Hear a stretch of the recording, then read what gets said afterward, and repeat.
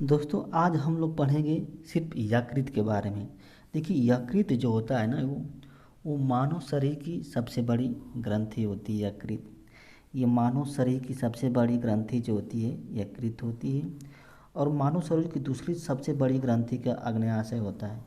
अग्न्याशय जो यकृत ग्रंथि उसका वजन कितना होता है, उसका 1.5 किलो से 2 किलो वजन होता है। 1.5 kg से 2.0 kg तक होता है। जो यकृत होता है पित्त रस का स्रावण करती है। ये क्षारी होता है पित्त रस, इसका पीएच मान 7.7 होता है। वहीं रक्त का पीएच मान का 7.4 होता है। ये प्रोटीन के उपापचय में भी भाग लेती है, यानी कि अमीनो अम्ल प्रोटीन से क्या है, अमीनो अम्ल को बनते हैं, फिर उसको पायरुविक अम्ल में तोड़ देते हैं। फिर अमीनो अम्ल से जो बनता है अमोनिया बनता है, फिर अमोनिया का यूरिया में बदल देता है कौन, वही यकृत। यकृत बहुत ही प्रोटीन से अमीनो अम्ल पायरुविक अम्ल बनता है, फिर पायरुविक अमीनो अम्ल से के अमोनिया बनती है, अमोनिया से क्या यूरिया बनती है।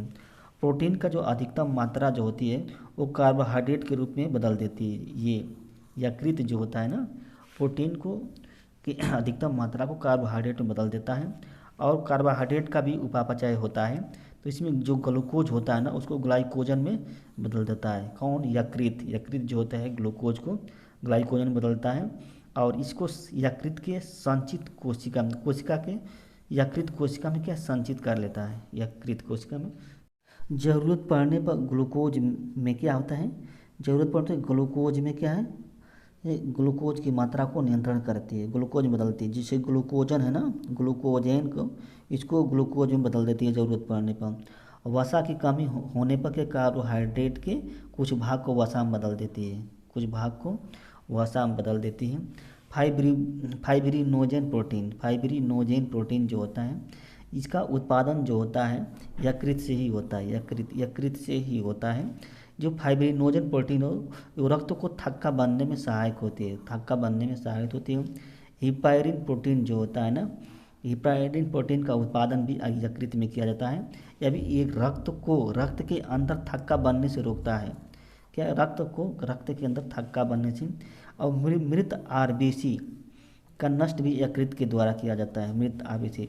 ये विटामिन ए का संश्लेषण भी करती है और विटामिन ए सी डी का क्या करती है, संचय भी करती है।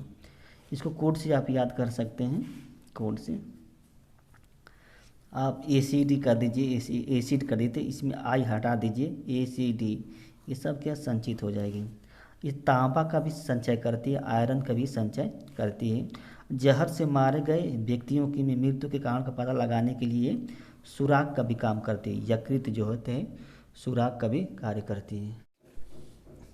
पित्ताशय, अब पित्ताशय के बारे में ये भी क्या होता है, ये भी गॉल ब्लाडर कहते हैं। ये भी यकृत थैली से ही जुड़ा होता है। ये नाशपाती के आकार का होता है। यकृत से निकलने वाला जो पित्त होता है इसी में जमा होता है। यानी कि पित्ताशय से पित्त नालिका के माध्यम से पक्वाशय में पहुंचता है। पित्त का पक्वाशय में गिरना क्या प्रतिवर्ती क्रिया कहलाती है। पित्ताशय भी क्या होता है, क्षारीय होता है। 7.7 इसका पीएच मान होता है। यह पीले रंग का होता है। इसमें जल की मात्रा 85% होती है और पित्त वर्णक जो बाइल पिगमेंट होते हैं वो 12% होते हैं। इसका कार्य जो होता है अम्लीय माध्यम को क्षारीय माध्यम में बदल देना। जो भोजन अम्लीय माध्यम होता है उसको क्षारीय माध्यम में। यह वसाओं का इमल्सीकरण करती है। इमल्सीकरण हानिकारक जीवाणु को भी नष्ट कर देती है। विटामिन के वसाओं में घुले अन्य विटामिनों का अवशोषण भी करती है। जो पित्ताशय जो है पित्त वाहिनी में अवरोध, देखिए इम्पॉर्टेंट ये है। पित्त वाहिनी में अवरोध होने के कारण यकृत की कोशिकाएं जो होती हैं रुधिर से बिलिरुबिन लेना बंद कर देती है। और इसी के जो बिलिरुबिन है जो ये पूरे शरीर में फैल जाता है और क्या आ जाता है, यही पीलिया कहलाता है।